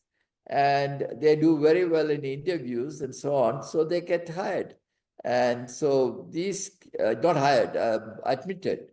And so these kids add to those colleges' experiences because they are from a different culture, different background. They come from poverty. So people who are affluent get to know something about what it is to live as an underdog. So they are equally interested in getting a few of these types of kids from my school. And so the net result is the school has been extremely successful. A second school is open now. So we have, I hope in my lifetime, I would open couple of more, and others will. And if we do that, spread this in a wider scale, I think not only will this impact poverty among those people, but it might break the discrimination based on caste itself. Now, what are you doing that makes your school so successful? Because all over the world, people need quality education so they can develop the people in their society. What are you doing that's so successful that's making these 5-star genius rock star employees? A very intuitive question. Sometimes I jokingly say that you have to bring them up from a young age and give them lots of love. That's true too. That part is true too. I am their dad, for these kids. A lot of them don't have dads, by the way. 75% of our kids don't have dads. Dads have left their, wives and gone off. But leave that aside. the kid has to feel that you really care, you really love. There's no substitute. If they feel that you really care, you love them, and you bring them up like your own kids, my two boys, then they don't want to disappoint you. Again, I was talking earlier about credibility and so on. These are abstract terms in some ways. This is another abstract one for a school. Okay, but there are three pieces, the pillars of this our program.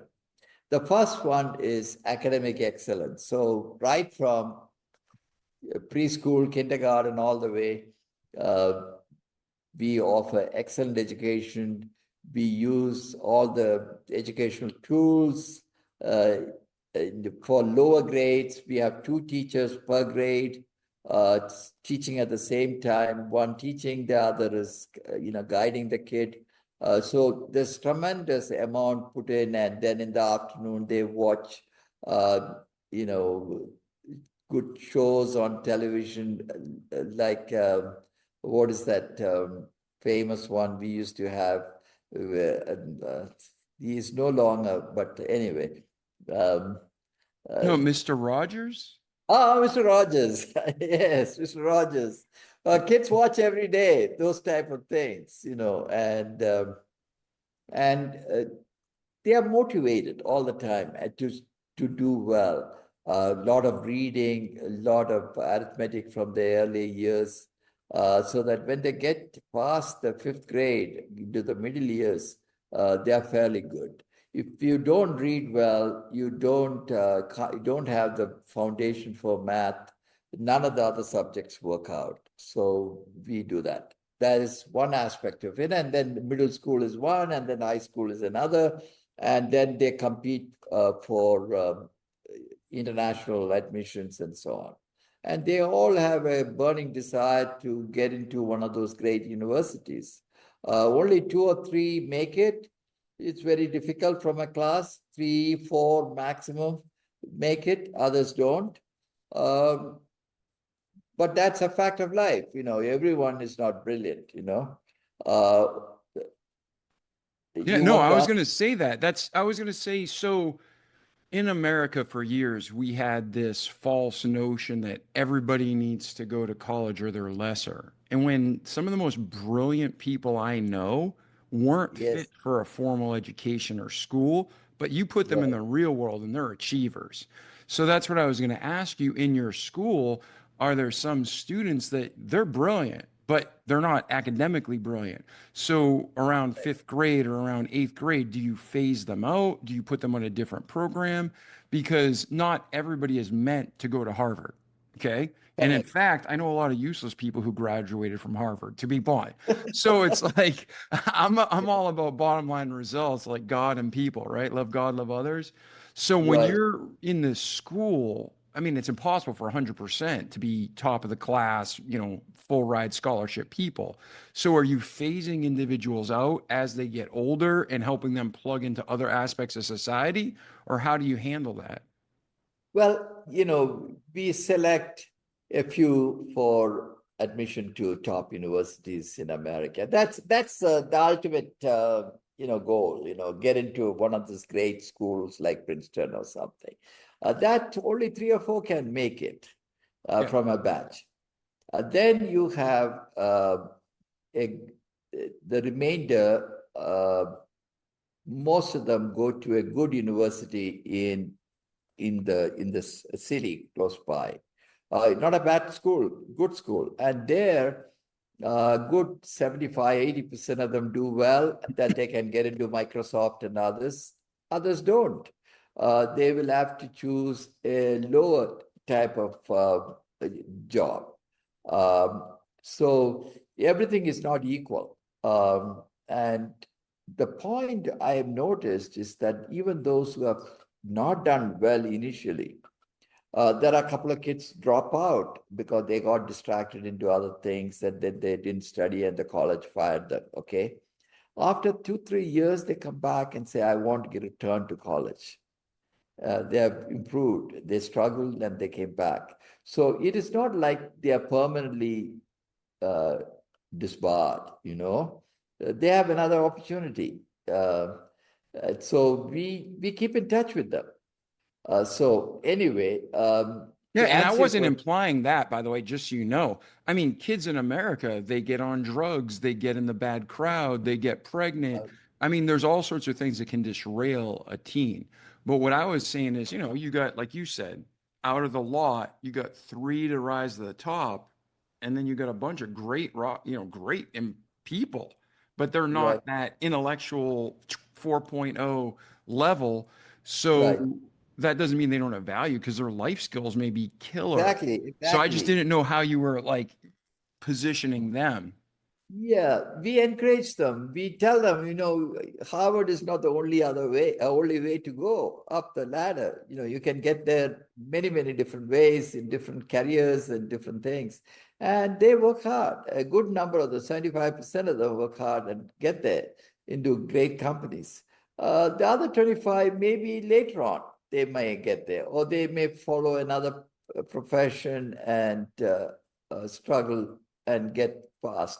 One thing we don't encourage, and we are criticized for that, is the promoting for artistic things like music and so on. Not that we don't want them to, but their parents are waiting for them to make money because they are in utter poverty. They have waited 18, 20 years for them to get a job and bring some money. So, in India, if you are a musician, you will be, in big trouble unless you are well trained, from childhood. So we don't encourage that part of it. We are criticized for it, but what can I say? We have to worry about the parents, what they are looking, they're dreaming every day for 21, 22 years. It's a lot Yeah. of days of. If somebody's criticizing you, let them open their own school and get results. That's Yeah, You can play what the can I guitar as a hobby. I'm not going to teach that in college. I'm going to teach you how to live and make money. Exactly, exactly. But it's not America either. America, maybe you can, not in India. It's a very tough place. Well, listen, I'll tell you from firsthand experience in America, you Yeah, can see the stats. Everybody in the world knows it. Our math, our science, our English, our engineering, everything is going downhill because they're teaching all this crap, froofy stuff that doesn't matter. Like, right, right, truly doesn't matter. Communication, personal finance, budgeting, core life skills aren't taught in public schools at all. right, And then you have like science and math, things that don't change. Two plus two is four, right, right? Engineering, all that stuff is put on the back burner so somebody can be artistic.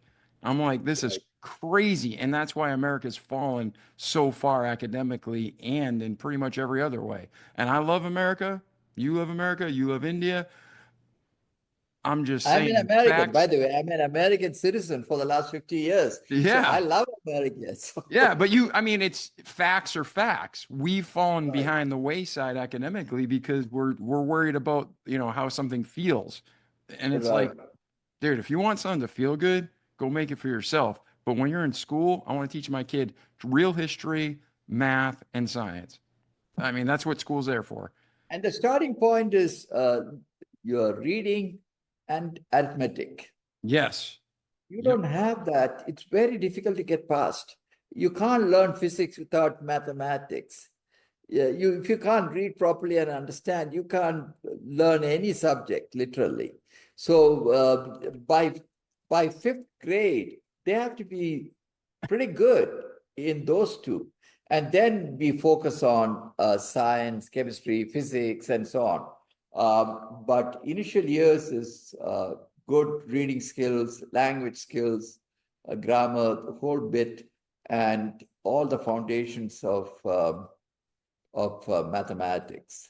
That's our approach. Now, I was talking about the three pillars. So academic excellence is one. And we put a lot of effort through teachers, learning tools, computer-aided learning tools, and so on. The second one is leadership and communication skills. Uh, unless they have the ability to interact, communicate with others, interpersonal skills, um, the ability to speak in public, um, and be a leader of a project. If you don't have those skills, you are likely to be face a setback in your, career. People who have the self-confidence to get up and speak and lead are likely to succeed. But if you're going to keep quiet, maybe you should go into research or something. So that, and the way we do it is by asking the kids to take charge. For example, every function that we have, whether it's a school day, whether it is one of those Christmas parties or graduation parties or anything we have, we don't run it. The children, a group is formed and they conduct the entire program, organize everything they do. So we lead them to these kinds of skills, and it's an everyday affair. It's not like we are going to spoon feed them. So by the time they graduate, they have a lot of self-confidence. See, self-confidence, self-esteem, good communication skills, good interpersonal skills, these are all absolute necessities to succeed in life. And that's the second pillar that we emphasize. Then comes the third one. Third one is a little tough, because the second one includes, things like credibility and all of that. And, your word is your is gold, your stamp of gold. All of that is there in the second leadership aspect. But the third one is hard to teach. You can only teach them by demonstrating, and that is humane values, by which I mean generosity, kindness, compassion, caring for another, things of that kind.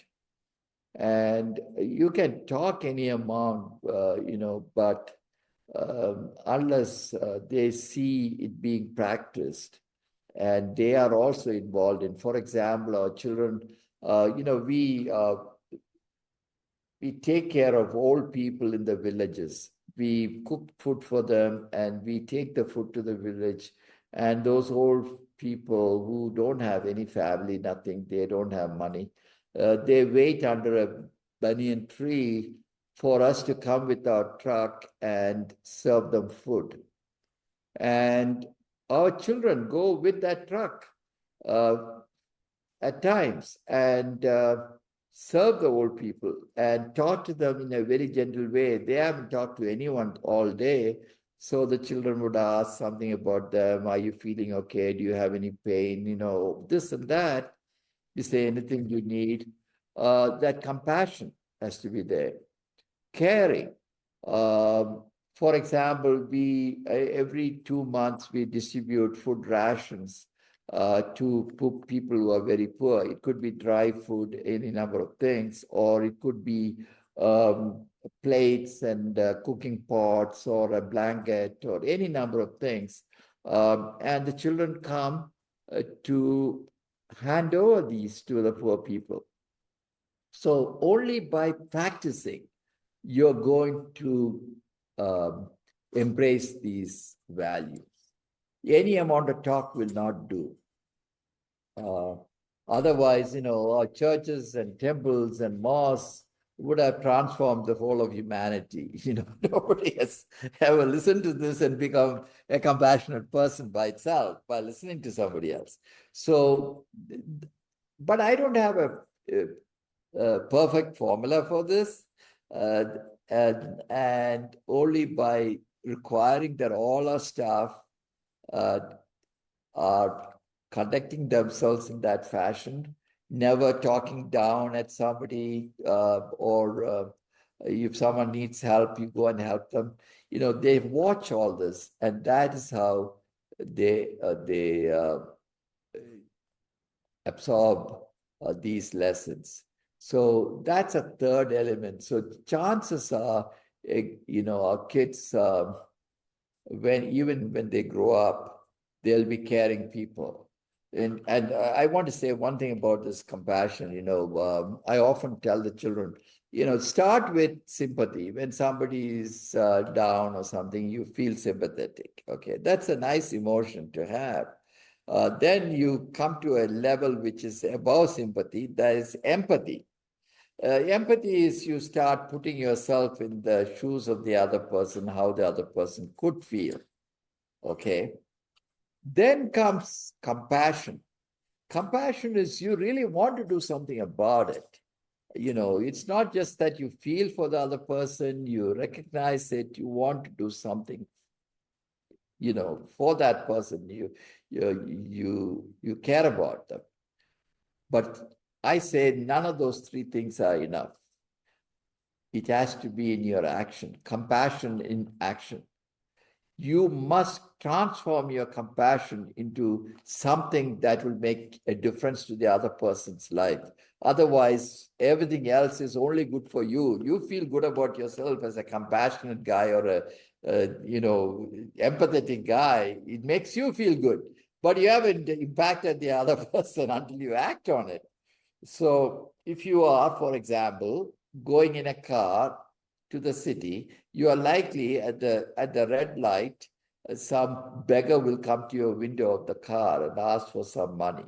Or some mother would look so sick, so down, carrying a little baby, and you can see that she has no milk in her breast. I don't know how the baby is surviving. And you don't roll down your window and give us some little money. Now, a lot of people will say, she could work. Why is she not working? Or he is, if you give money, you'll misuse it, will buy some bad things, drugs or something. No, if you start judging all these poor people, you're not going to help anybody. That's not your job. You see someone who's really suffering, you must be willing to help. But there is something more than that. And that is, you must be prepared to help. For example, when you get into the car, have 25 cents. In India, 25 cents is a lot of money. Okay. It's several rupees. Okay. And you should have in your glove compartment so that when this woman comes to your window, you have the money. You don't give an excuse, I don't have the money. So come prepared to help. So these are few things that we teach them. Yeah, and I think that's fantastic. I've done that for years myself. Um, Ladies and gentlemen, what Abraham's saying is just common practical sense. Like when you were talking, Abraham, the Bible defines love in action as charity, right? Correct. And it also says the talk of the lips tendeth only to penury. It means talk's Right. cheap. You need to take action, right? Exactly. So you go to the grocery store and you want to help people. And I personally will very rarely give someone money because I've seen it when I say on the street. Like I won't hand somebody Right. typically cash because I've seen it misused so many times. So what I Right. do and what I've done for years is, you go to the grocery store and you get these plastic bags. I'll Right. take like some food and water bottles and I will put a Bible in there and a gospel track and hopefully they can read, right? But I'll Right. put like a little kit together, tie it in a bag, and I'll have Wow. Okay. I put three So or you four have of a those. little bag for them. Yes. Wow. And then I have three or four of them in my back seat. So when I come to a light, I can reach back and hand it to them. And Right. it's something, Oh, that's right? that's a good idea. You just gave me a good idea. Yes. And then there's another thing I've never, this is the first time I've ever publicly spoke about this, but my pillow has these little mini pillows Yes. and they're fantastic. And they roll up and then the pillowcase covers it. And it's almost like just the size of a big burrito. But I've Okay. been giving those to homeless people and they love them because now they have a comfortable pillow to sleep on, whether Wow. they're in a shelter or whether they're outside, and something's better than nothing. But what I'm saying is, I'm still not at the point where I can give cash. Like to give cash to you for your school, or that's different. But I'm saying to hand it to somebody on the street. But what you said, you need Yeah, to you don't know what will prepare. happen. Yeah, Yeah, yeah. have quarters if you're in India or whatever. Right, right, And this isn't to bring praise to Abraham or myself, but all we're saying is you got to be smart and be practical. right, Because if you see somebody truly in need and don't help them, that's against the Bible.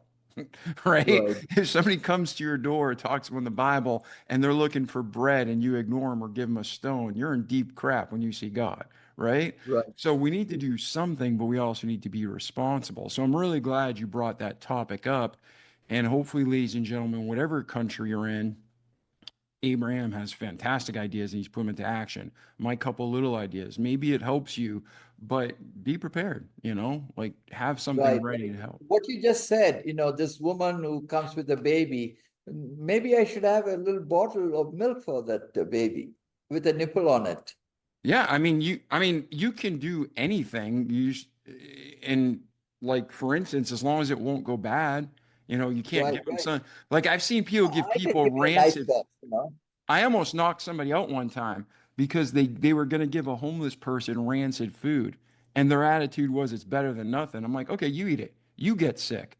I'm like, now you can give them more problems. They're trusting you, and I almost destroyed that person physically, but to be prepared and to have maybe some what is it? I don't even know what it's called. It's been so long Right, since I right. had kids, but like the baby formula and the little bottles in the back, you could have like maybe a Right. pink bag so you know which one's for the babies, but Some any, slice of bread.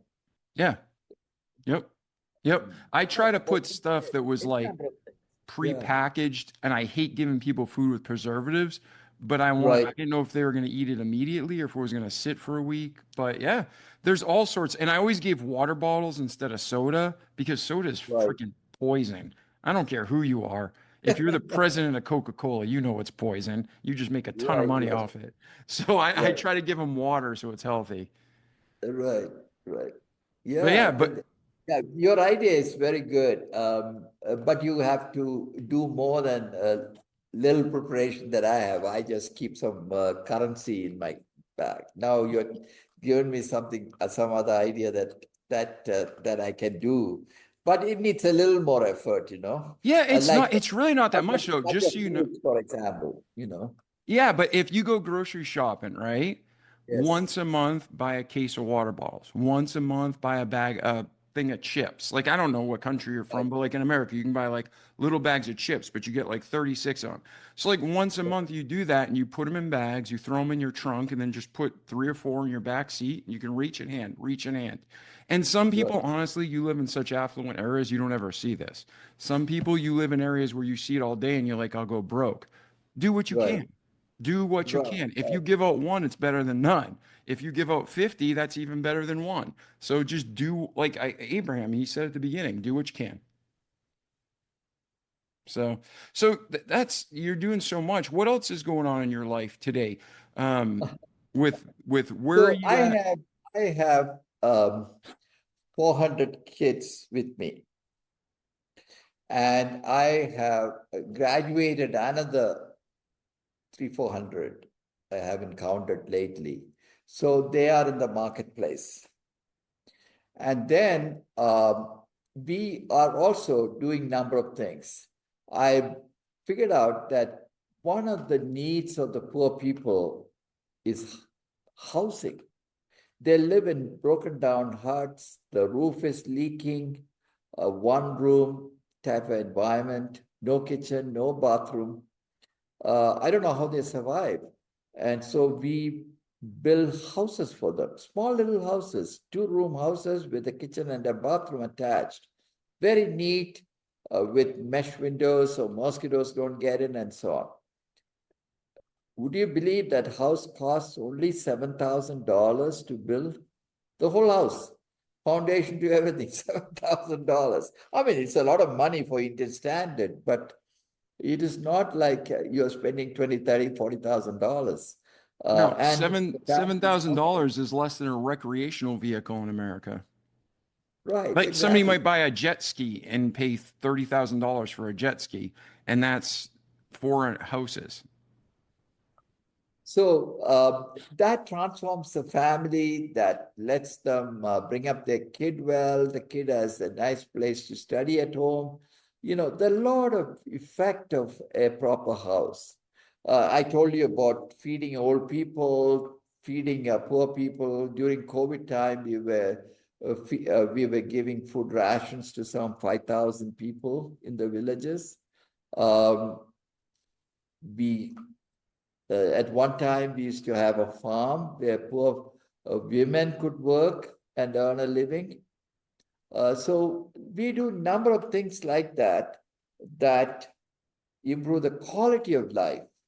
Quality of life improvement is very important. It's not food alone, housing, a blanket, a pot or a plate to eat from, a bucket to carry water. So you can think of all the things they need whereby their life becomes much easier for them. So we think about those and we help them, but just giving food to the ordinary person there who can work, they eat and next day they are hungry again. It's not the same thing as giving food to an old woman who is 70 or 80, can't work, and you need to help her. Okay, she can't cook, she has no money. That's a different thing. I wouldn't give food just easily to someone who is otherwise, in good health. So these are the things I'm currently doing, but something I did a number of years ago in year 2000, actually 1997, soon after I arrived in India to 2000. When I arrived in India, I found that the pollution was very high. And I discovered that they had removed lead from gasoline. So I came back to America, met with CDC and World Bank and WHO and all that. They trained me on a testing equipment for testing blood to see how much lead is in their blood. And I came back and recruited some 7 hospitals throughout India to test blood of children who come to the hospital with their permission, of course, and found out that 50%, 50% of the children living in the cities had elevated levels of lead, of different levels. So we held an international conference of 25 or 28 countries turned up, and the oil companies, the 3 of the largest oil companies, suddenly appeared at the conference to announce that within 18 months, they'll remove lead from gasoline. Amen. And India became unleaded after 18 months. A lot of work by our people, spreading the word and telling government to do something, finally produced an impact on hundreds of millions of people's lives. And by the way, then the World Bank sent the proceedings to other countries, and several countries implemented the recommendations. So I don't know the impact in other countries, but in India, India became unleaded in 18 months following this effort. And see, that goes back to your 50-50 plan and how we all have to have the balance. Because if you didn't have the influence, the connections, and the wealth, you can't just sit down with the CDC in a lot of places, right? But because Right. you had success and you had influence, you had health at that first 50 of your life, you had the Right. ability in your second 50 to make these literal life-changing influence. So it's awesome that you're using your resources well and your time to help people. So I really respect that and thank you. Yeah, the point is this, if you have money, the question is, how do you use it, right? Use it for something really helpful to others. Of course, you need to enjoy the fruits of your labor. I'm not against it. You can travel around the world and all that.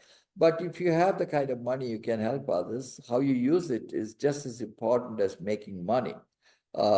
So that is something each one has to decide how they want their wealth to be used. See, if the hedge fund managers and all these fellows in Wall Street and so on, they got tons of money, but they haven't figured out how to use it. They have their purpose in life is to make more money. Yeah. And before you know, you're too old to, to really put that into use. And then maybe your children will inherit it and they continue the same process. So I urge people, sit down for a moment and think how some of that money that you have made, and you are going to be making more money, how you can best use it to change the world. And if everyone was to do this, uh, we might be able to get rid of poverty. But, I wrote something in a book. I just finished writing. It's going to be published by September. And the book, I said, what is lacking today is we don't have moral leaders who can persuade people with immense wealth to do something good with it. We don't have moral leaders. We have leaders, we have wealthy people, but we don't have leaders that others will follow. An example in India, Gandhi. Gandhi is a perfect example. You was able to mobilize the whole country and won India's freedom against the British without violence. See, those types of leaders is what we lack. And if we could persuade people with immense wealth to make use of this, some of their money, not all of their money, some of their money for something good to humanity, we'll have a different world. Yeah, and there's always that balance because you don't know when you're going to die. Like you guesstimated 50 years, 40 years, 30 years. We don't know. It says appointed unto man once to die, then the judgment, right? And Right, you don't know what your life is. It's a vapor, appeareth for a minute and then vanisheth away. Statistically, the average person's on the planet for 70 years. So that's what you were saying, and it makes total sense. But also, like most religions, I believe the Bible, and the Bible talks Old Testament and New about tithing. God doesn't need right, our money, it's his money. But we give 10% of our first fruits back right, to God. right, And you do that through the church or through different ways, but right. you are doing it to help society. You're taking a Correct. portion of what you've been given and giving it to others. So I think if we have a healthy balance and we're giving back and we're doing our best and we're not leaving our neighbor, right? Love thy neighbor in Right, need, it's the best we can do. But like Abraham, once he has that level of success, it's really a blessing to see you use the rest of your life to help right. others. You know, So, oh, go ahead. no, I was going to say I grew up in a very Orthodox Christian family. I went to Sunday school every Sunday. Every night we pray, all that I grew up. Then when I got into, became more of an adult, all those habits went away, but I still go occasionally to church and so on. But, when I look at, I've read the Bible, and when what I understood, Jesus' message is help the suffering, help the poor, help the suffering. That is one of his major teachings. And we haven't, those who are Christians, that's a lesson they have to carry, in my opinion. I mean, there are many other teachings, but I'm saying the biggest one is to help those who are suffering in different forms. Yeah, absolutely. And there's the reality like you'll never get rid of bias. You'll never get rid of poverty. You'll never get rid of 100% of something until we're in eternity Right, where it's perfect. right, But we should right. strive to. You know what I mean? It's You can reduce the suffering. yeah, 100%. And we can get dang close. But it's like fact, you'll never get rid of stupid people, right? You can't get rid of bias. Somebody will always be biased. And the thing Right, is, even within our homes, like you have a family with two brothers, right? right, They're going to be competitive. But then they stay loyal to each other and they're competitive against the neighbor brothers, right? And then Right. these two live on the same street or neighborhood, so they're competitive against the other kids in the other neighborhood. And then Right. you go to cities and the countries, and man, if we could fight other planets, we'd be fighting other planets. But people have a competitive nature, and we also have a bias and an ignorance. So, like you said, we're to do our best to get as close to getting rid of bias, get as close to getting rid of poverty. But we can't expect a perfect world to with God in eternity. No, no, there's no way. Poverty existed long before us. It is going to last long after us. Yep. The poor will always be with you, I think is what Jesus said, but I will not always be with you. So, Right, yeah. right. Well, listen, so Dr. Abraham, where are you today? What's the best way to people to get a hold of you and reach out, learn more about the ministry, get involved? What's the best way for people to connect with you? Okay. Very easy to find me. My name, Abraham George, Abraham Lincoln, and George Washington. So you won't forget it.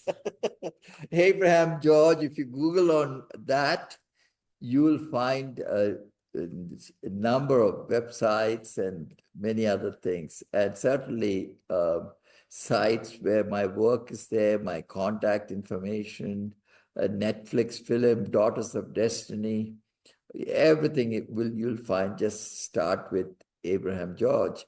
I mean, of course, you would type the name of the school, Shanti Bhavan, you'll find more about that school, but you can go from my name to all of these things. So the easiest way I can think of is just type my name. That is how to contact me. Um, we have an organization now, approximately 150 people work in the organization to help the children and other work we do. And there is an office in Seattle where my son does fundraising and things like that from there, and recruiting volunteers who want to work there. A lot of college kids come.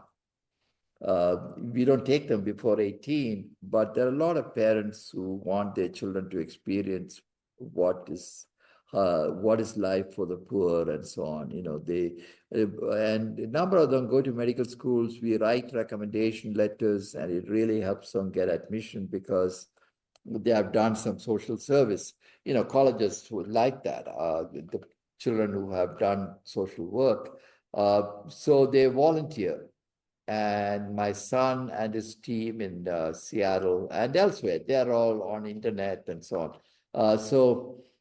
They do the TED Talk and many other things they do in the United States. There are chapters in Canada, UK, Australia, Germany.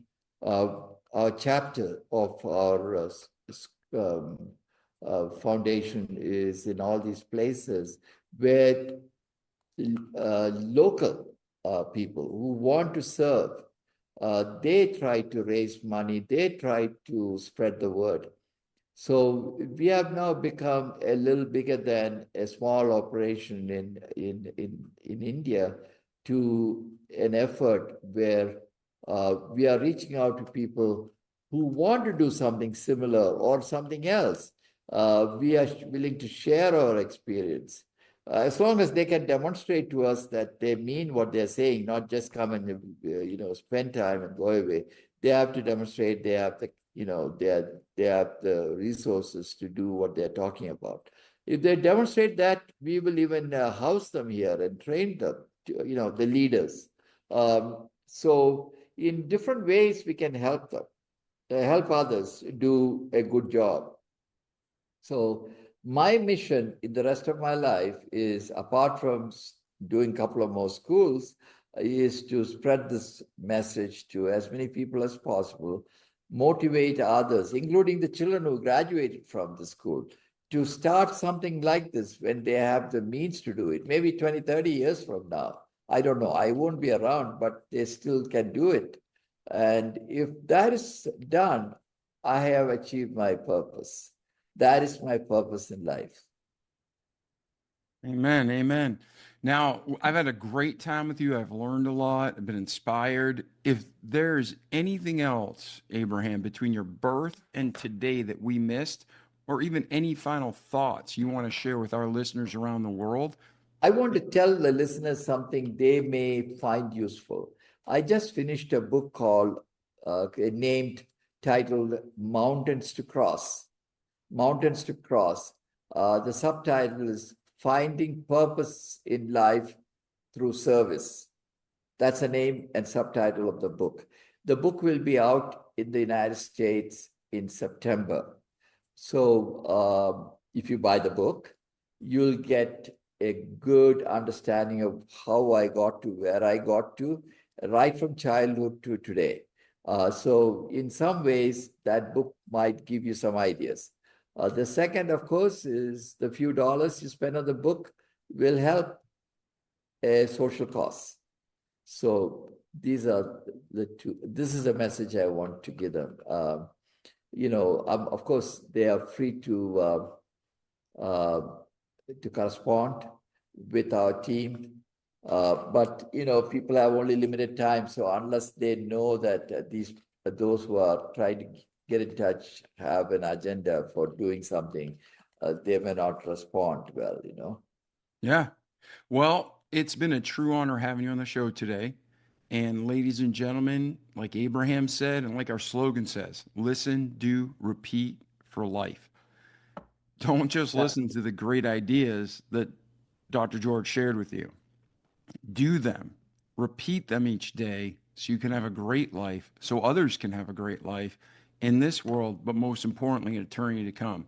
So I'm David Pasqualone. This is our remarkable friend, Dr. Abraham George. Dr. Abraham George, thank you again for being here today. Thank you, David. Thank you. You summarized everything in those two sentences, the essence of what I've been trying to say.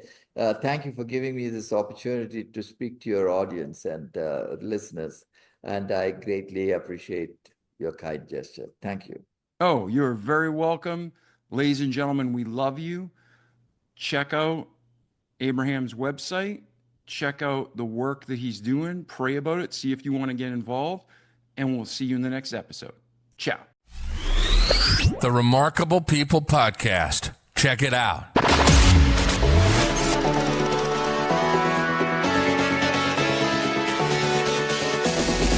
The Remarkable People Podcast.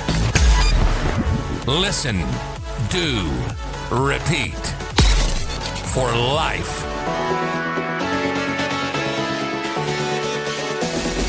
The Remarkable People Podcast.